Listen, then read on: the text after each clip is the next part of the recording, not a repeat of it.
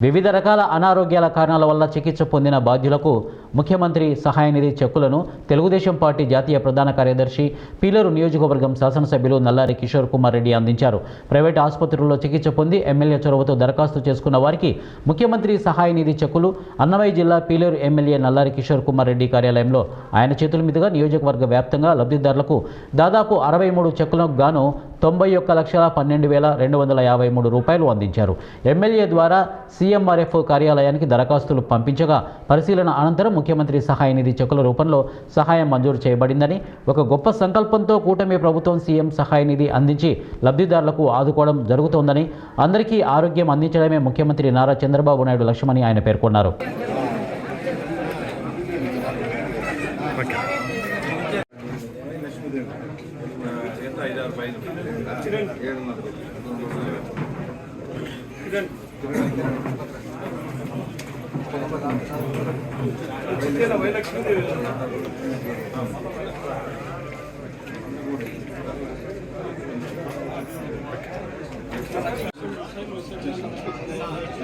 పెట్టించారా